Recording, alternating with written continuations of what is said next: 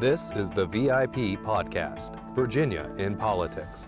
Let's listen to host Chris Saxman explore the personalities and policies that connect the Commonwealth. The VIP Podcast is brought to you by the VCTA, Broadband Association of Virginia, and Virginia Free. The views and opinions expressed here do not necessarily reflect the views and opinions of the VCTA and Virginia Free or our sponsors. All right, this is Chris Saxman on the VIP Podcast. Joining me is a VIP. Oh, yeah, cool. No charge. We don't charge for that. Is Delegate Wren Williams. Wren, good to have you with us this morning. Thanks for having me. So you freshmen. Do you call them freshmen anymore? What I mean? They do. Yeah. Are you referred to as a freshman in the house? Okay. Very often. Okay. Yeah. So, Wren Williams, tell us a little bit about yourself, where you're from, and your academic background, professional background, and then we'll chop this up a little bit more. Sure. I'm from Stewart, Virginia, which is Patrick County in south side Virginia, and went to high school there. Moved to Hampton City College for my undergrad studies, and then ended up in Birmingham, Alabama, at Samford University Cumberland School of Law. Where I was able to get my JD and my MBA. Oh. And then met my wife. That was the best part. Okay. That's a trifecta. Yeah. A JD, an MBA, and a DA. No. That's right. Dead on arrival. I talked her into moving back to my hometown, and we have opened up a small law firm together that has really grown in size, and we offer general practice services for our community. And she an attorney as well? She is, yeah. Okay, wow. She's my law partner, and she's she's running everything right now. Yeah, that's very much a part of politics these days. Anyway, this podcast is brought to you by the Virginia Cable Telecommunications Association. Used to be known as that. Now it's VCTA, the Broadband Association of Virginia, and Virginia Free, of which I am the executive director. We've been bringing in delegates, candidates. We'll have a senator on, Senator Joe Morrissey on later today, and other folks. But Wren, you came on the scene with a charge because you're one of the few Republicans who challenged a sitting incumbent Republican in basically a Republican year and won, obviously. And now you're here in the legislature. You wanted to be here. What are your first impressions having been here for 3 weeks now? Yes, so first impression is I am very glad that I'm an attorney because that has really decreased the learning curve. There's a lot of jargon, there's a lot of things happening, everything is code-based, and so being a lawyer has really, really helped me accomplish more quicker. And accomplish what? How are you able to accomplish things? Not necessarily passing bills, but also just understanding them and making substantive arguments or substantive amendments. What's the process for you as far as an accomplishment? Right. So, looking at the bills, depending on what subcommittee I'm on, and looking to understand them, either improve them or, look for the unintended consequences from them. And so a lot of my job is actually to stop bad legislation, not necessarily pass good legislation. So I find it about 3/4 of my, job here is to make sure bad doesn't come through, and about 1/4 of my job is to make sure we're bringing good bills through. And how many of your bills that you put in are you finding success with? I haven't been in front of that many subcommittees. The number one bill that I've already gone through education, but it's sent to appropriations, is my Patrick County Hospital bill that passed 22-0 out of health HWI. But obviously, for those unaware, that's the Health, Welfare, and Education institutions. Institutions. Yeah. Health, welfare, and institutions. And but now it's got to go through appropriations. Right. So that is, I'm nervous. So it has a fiscal impact. Right. I'm nervous about that. What does the bill do? What it does is... You should be nervous about it. Yeah. What it does is it allows our local community, Patrick County, to contract for services to figure out the feasibility of reopening our hospital, like in Lee County. Mm-hmm. And so if we could, and we're asking for about $85,000 to fund that study locally because the county just, strapped all the time. Right, and so that's a fairly nominal request. Yeah, especially relative to healthcare. Yeah, relative to the budget, yeah, it's pretty nominal. What have your first conversations been with the appropriations? They've been receptive to it. Yeah, I think they're going to help me get this through. Okay, and have you had any conversations with senators or there's administration? Yeah, so Bill Stanley's my senator. on that side. And he said, whatever you need, Wren, let me know. So I understand that if I can continue to push this through the House, he'll help me carry it through the Senate. And who's the chairman of Health Subcommittee in Appropriations? I don't know.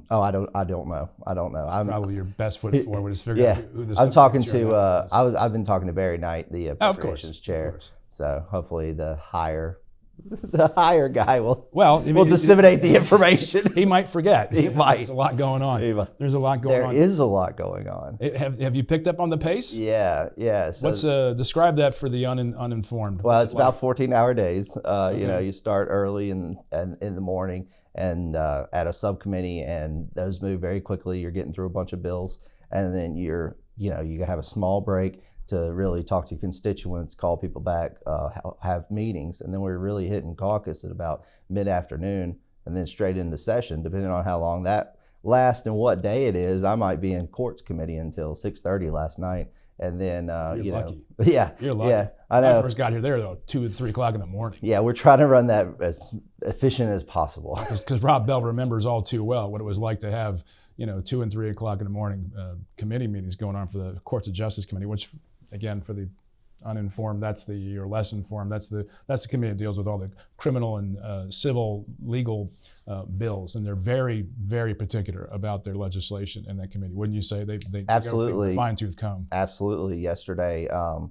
Vivian Watts, Delegate Watts, she changed like one word, and it was the difference between the parts or any parts. And what we were trying to say was, if any parts are taken, that would be a violation of the law. It was that's what it gets down to. That's nuance right there. Well, because as you know, in the legal world, those words really matter. They do matter. And the judges take great consideration of that. The attorneys fight over this kind of stuff. It matters in our society. Let's get to know Wren a little bit better, a little bit deeper. What are your favorite books? Favorite books? Well, I was an English major, so most of my favorite books are Southern short stories. Okay. Or I did enjoy all my Shakespeare reading. Okay. And this is different, but I actually have a minor in creative writing poetry. Okay. So I do enjoy that type of. Well, this is why we ask these questions, because otherwise we get so caught up in our misconceptions and our labels and our political identities. We don't go, and it's one of the most eye-opening questions when I have guests on is what are their favorite books, what are their TV shows, what are they watching these days, where do they get your media, and it's a doorway into someone that you otherwise walk past every day. Yeah. And I used to have on my desk some Shakespeare when I was in the House. And from time to time would quote it on the House floor, and it wasn't there to like impress people. It was, you changed the direction of the conversation. So what Shakespeare in particular did you enjoy or recall fondly? Well, Story of King Lear. That's a tough one, but I really enjoy the Stanton theater. That is the. You're just trying to win my heart here? No. I'm from Stanton. Oh, I did not realize that. Yeah. So that Shakespeare Center that the they American have Shakespeare Center. Yeah, great. I've always enjoyed going there. Between the Barter Theater with my mom or the Shakespeare Theater with. You should tell John Avoli that. Yeah, I'll talk to him. Because he had a big hand in that in the development of that project, along with the not the adjoining hotel, but the hotel next door, which is no longer the Stonewall Jackson Hotel. I think it's called Hotel 24. That's right. Or something like that. Yeah. Talk to John Avoli, but he was mayor at the time. I will. Yeah, because he's vice chair of education. Okay. See, there you little go. timely tips here. Little timely tips. What are your favorite TV shows, Wren? Well, I enjoy lots of Yellowstone and some of the I enjoyed Mad Men. I enjoyed Breaking Bad. The big hitters that came out. So you like the storylines of those. Is there a genre to that now? Because it's no longer a miniseries. It's just like a continual series. Yeah. They're very dramatic. Yeah. And then they got their spin-offs like the Mandalorian. I just enjoy all those sort of big hitters. Who else liked Mandalorian last week? I think it was Tina Ramirez likes Mandalorian with her daughter. Other movies you like? What do you like in movies? So did you see that? So my favorite movie is Cool Runnings, which is the Jamaican bobsled team. Are you just trying to get it? Are you just trying to get on win some Sears good sides? No, Jamaican. No, but did you see that they have another bobsled team coming out? They were the last team to make the Olympics this year. Yeah, so I'm definitely have a favorite. You got to tell Winsome that. Yeah, you should tell Winsome that. Maybe you just did, because I sent her the article about the Jamaican team making the, I guess it's the 4-man bobsled in the Olympics. It might be the only event I watched this year, right. just to watch, because I'm not watching the Chinese Olympics. No, not at all. Last movie you went to, have you seen anything in the theaters lately? Most people haven't. No, maybe like 3 years ago. Let's back up. What do you like? Why is Cool Runnings your favorite movie? I've always loved it when I was a young child. Okay. You know, I just liked the whole thought of that. I mean, you know, the storyline is great, Right. and then the characters are awesome. So the actors did a good job in that movie. Okay, because to jump from Shakespeare, King Lear, Yellowstone, Mad Men, and then Cool Runnings, is there a similarity in all these things? Is there a tie that binds?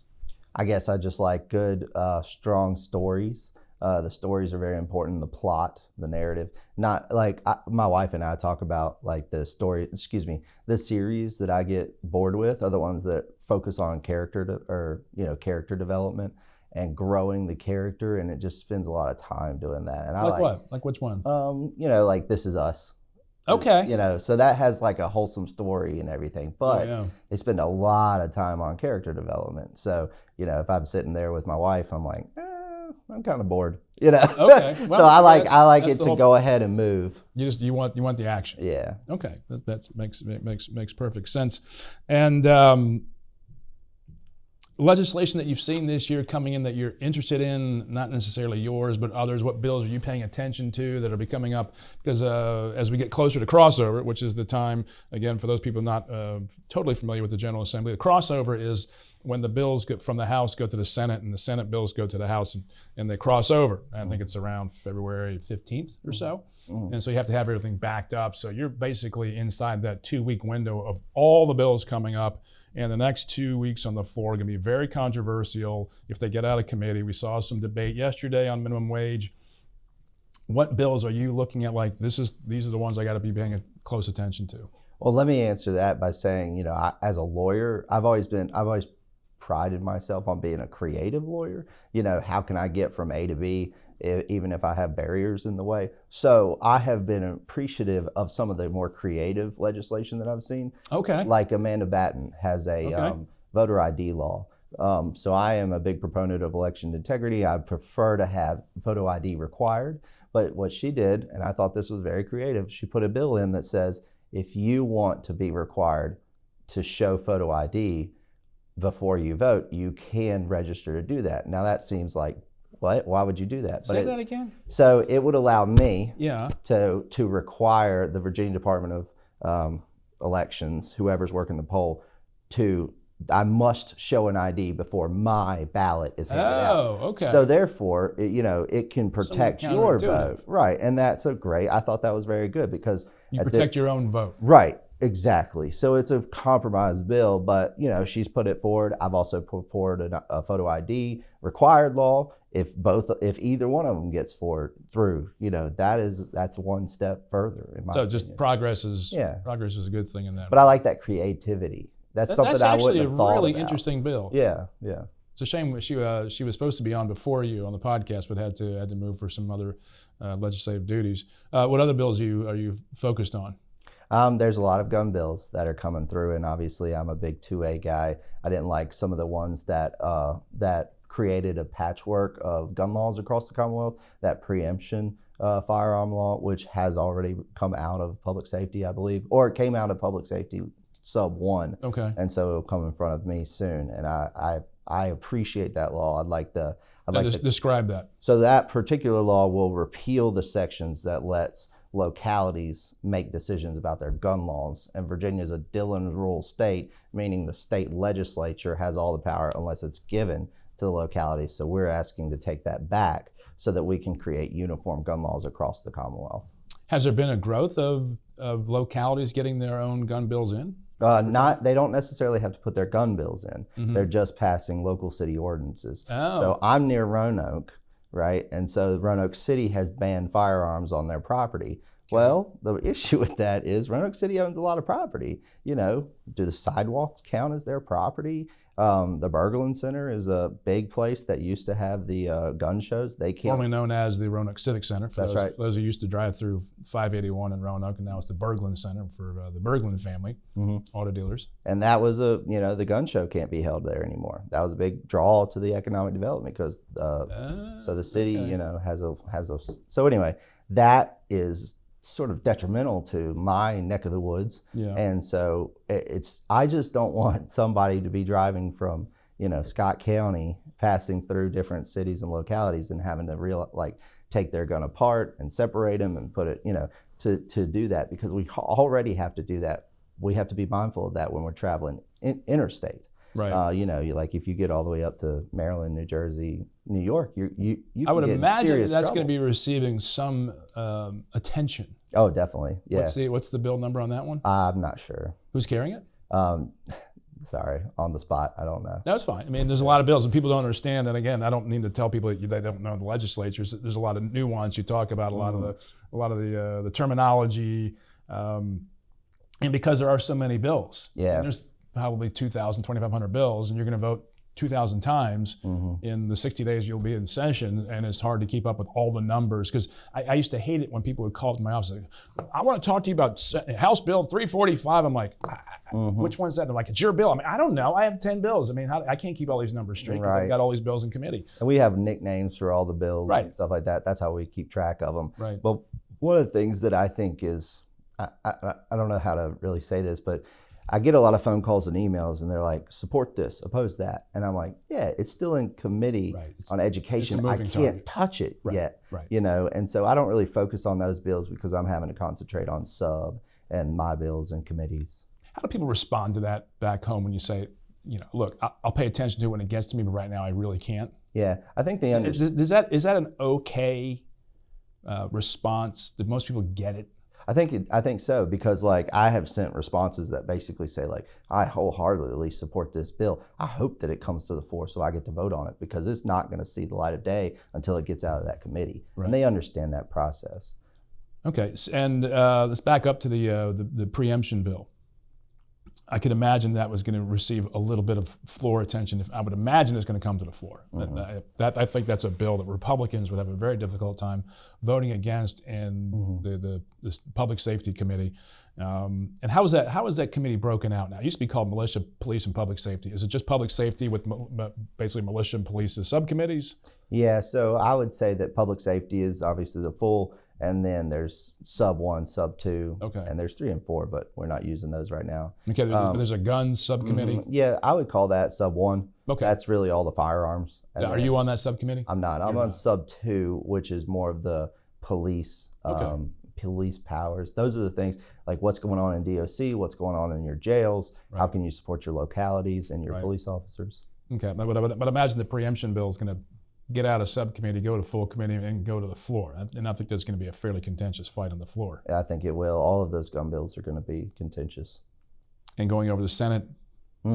Yeah, we'll see about the Senate. That's the thing that actually makes me nervous as a freshman, because you can have all these successes in the House and then step over to the Senate and they might kill it just because they want to. Well, yeah, that's their job, And I think if I would tell a freshman to do some things, one of them would be make sure you're talking to your senators early, because they're really unaware of what you're doing. And I rarely ever talk to my own senator.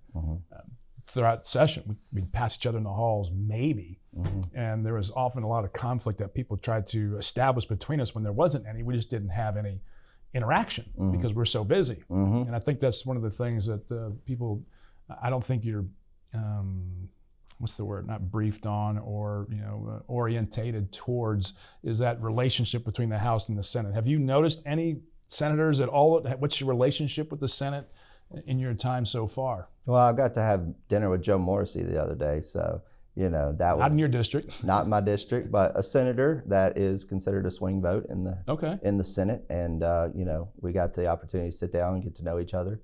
Like I said, I'd like to do that with Chap Peterson and Linwood Lewis and some of those guys. But so you're making outreach to potential swing votes in the Senate already. Very smart. Now, did you make the outreach, or was that you're at dinner with and they just happened to be there? Oh, it was set up, and then but see, I've been on his show a couple times, so we already The Fighting Joe Morrissey show. Yeah, All right. it was a great show to go on. Okay. And so that I think that kind of led to me building a relationship there. And where do you think you have some opportunity to create a relationship or work together on issues? Well, he wants Petersburg Casino very badly. Does he?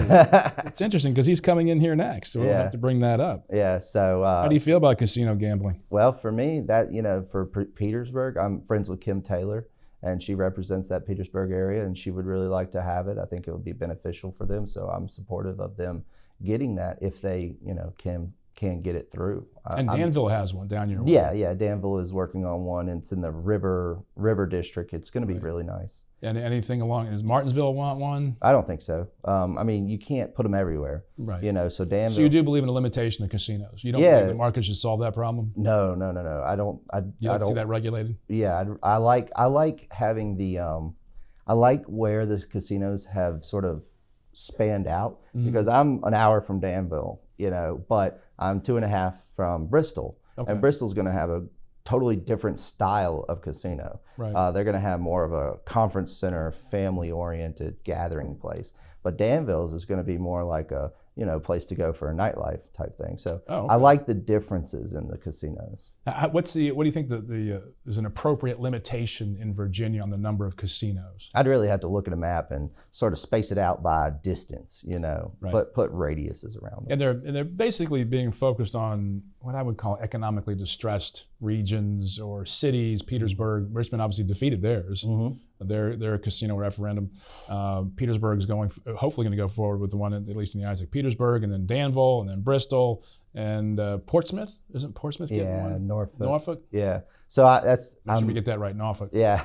I'm not as familiar with the East Coast. Okay. Because being from the mountains. Big issue back home? Big casino? No. What do most people talk about back in your district? Hospital bill. That's it. In Patrick County particularly, we don't have an ER within 30 minutes of the center of town. Was that an issue in your nomination fight?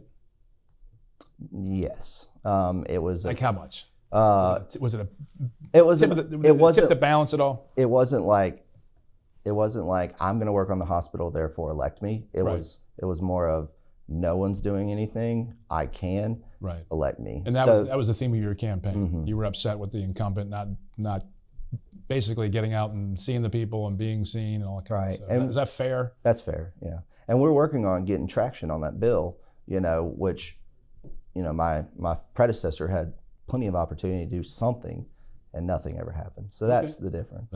That's the market of politics. And the new district goes from where to where? Unfortunately, I'm losing Franklin County. I will have more of Henry, which is nice because there were people in Henry upset that they couldn't vote for me. And then I've got Henry, Patrick. And then I head west to Carroll County and Floyd County. Okay, so that's 58 and 8? Mm-hmm. Okay. So, nice. Well done. Get around. Yeah. Get around. And so how much of the new district, the new district is new to you? So maybe 60%. New voters? No. Me, I would still have those. Okay. The big population center is definitely Carroll County. Is it? Mm-hmm. What's that Christiansburg? No. No, it's like Hillsville, Galax. Oh, down there. Mm-hmm. Oh, okay. Yeah. So I didn't get Grayson County, which was Bill Carrico's territory. Yeah. But we do have classmate of 2001. Oh yeah. So you were going to ask. I'm sure. Yeah. So Carroll County now is a big population. So it's right along the border of North Carolina, and then just up with Floyd, right? Mm-hmm. Okay. What's the sense in the Republican caucus right now about potentially having to redo the elections this year? My sense is there's no desire to have elections this year. Not on our side or the other side, or the voters. Bipartisan support for no elections this year. Yeah, and the voters, I think, are exhausted, and the donors are exhausted, and I think we're all, Political consultants would say otherwise. The pollsters would say otherwise. That's the direct mail people would say otherwise. That's right. But everyone else is pretty well spent. Yes, and I think that's what the Virginia Supreme Court was trying to do in their answer, because they were asked to redraw the maps, but they also put some extra language in there that basically said, these maps are good for 2023. hint, hint, you know. So I thought that Really? was appropriate, yeah. Okay, I didn't pick up on that. Yeah, So you're an attorney, you get these. So right, I didn't that go question to law was school. not in front of them, and they answered it for us, in my opinion. So they gave a little extra opinion. Mm-hmm. Is anyone thinking that the lawsuit's going to result in elections this year for the House? So that's federal. If it's not, just would it be the House and the Senate? So that's a federal lawsuit, and technically, if they win that, it would be for the House and the Senate, because their argument is that the new maps don't allow you to vote for your own representative, so you need to re-vote. But the Virginia Constitution says we're elected to 2 years, two-year terms. So it's a whole bunch of interplay. And when will that be decided? I'm not sure. Probably in several months from now. I'm sure you're paying close attention to it, though. Federal you have court. to run because it would if it's in even a couple months, they'd have to back up the nomination fights to the end of the summer, wouldn't they? They would, yeah. And there's a lot of moving pieces already with the congressional elections and those types of primaries already being set up. Right. What issues are you being lobbied on the most? And I'll break this out into two parts. One, those who come by your office professionally, and those that are generated from within the electronic system. What kind of email and text are you getting? I'm getting a lot of, so one of the things that I got the most, which I thought was really funny, was the optometrist versus the ophthalmologist. Have you heard about this? I hear about it all the time. I've heard about that the most. And I just crack up when somebody comes to lobbying me about it, because I thought we'd be arguing over pro-life, pro-choice, Second Amendment. We're talking about laser eye surgery. Is it that big of a deal? Yeah. I mean, Whose bill is? It's Roxanne Robinson, who is an optometrist. Okay. And so the bill would allow for optometrists to perform different type of maybe 3 different laser eye procedures that are currently only allowed to be done by ophthalmologists. So what's your opinion on that? So I've thought about it a lot, and so I guess I'll have to go on record that I am supporting of the optometrist's side, Roxanne's bill, because it would offer more services in my community. Okay.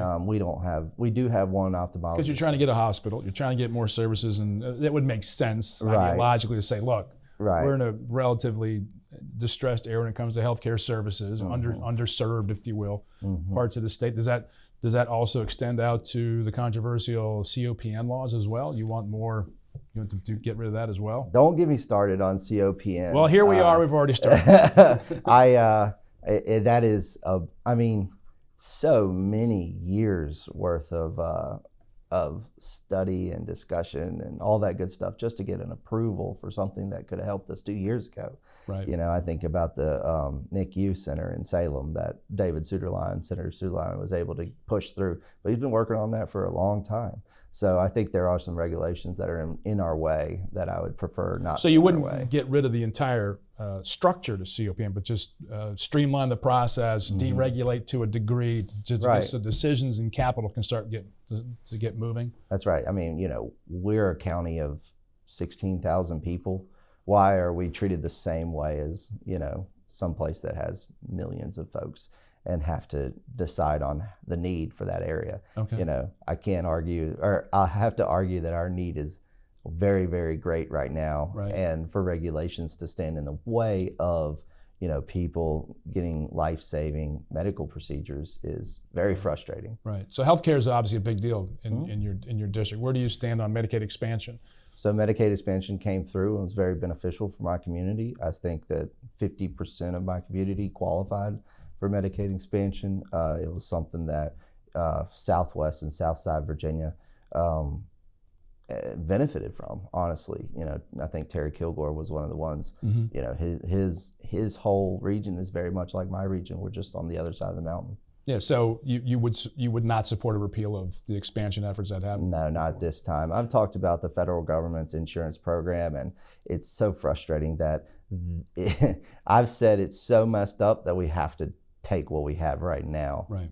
So, obviously, there's an opportunity for Republicans to dust off the conservative reforms that were made to the Medicaid program that Ralph Northam threw in the dustbin after the Democrats won the election in 2019. Has there been any movement to resurrect those reforms? I have not seen anything like that. Okay, and where do you stand on temporary repeal of the gas tax? Oh, I'm in favor of that. Why is that? Your eyes lit up on that one. Yeah, you got a little Christmas card in your eyes with that one. I have a lot of truckers. I Okay. have a lot of loggers. I've got a lot of diesel equipment. I've got a lot of we use a lot of fuel down in my area, and so if we could get a reprieve and be able to save some of that cash, that would be amazing for my community. Just a little bit of inflation push there. Mm-hmm. Just so that we can get over this hump that we're obviously going to face for maybe the next 2 or 3 years. Wren, it's been great having you here. Let's finish up on more of a personal note, getting back to where you get your information, media sources. What's the best way to get influence to Wren Williams? Where are you getting your information from? Well, as far as like contacting me directly, you can come straight to No, not that way. I mean, what do you Where listen do I to? listen Where do you to? get your information? Well, I always check VPAP in the morning. Okay. And then I like to follow Brandon Jarvis's Virginia Scope. Okay. I think he does a good job presenting. Are you a subscriber? Yeah. Okay. Sort of the daily updates. Okay. And then I like to read the Cardinal News. Okay. You like Dwight Yancey. Mm-hmm. Dwayne. He is good. He's got some good stuff going. Well, it's just nice to get Southwest Virginia focused news, versus getting a Richmond Times Dispatch syndicate. Sure. Last question, because Yancey did pick up on this in his Cardinal. What about the possible Washington football stadium? Yeah, so my friends in Richmond who are diehard Washington football team members are very excited about that potential. And honestly, I think it would be cool. Okay. Yeah. I don't know what the terms are or what we're planning to do with it, but I mean, if we can land an NFL team, that's pretty good. Putting a good feather in the cap for the Commonwealth, potentially. As you noted, we'll see what the terms say. Wren Williams, delegate from Stewart, Virginia. Thanks for joining us here on the VIP podcast. Congratulations, you're a VIP. Thank you. Thanks for coming on.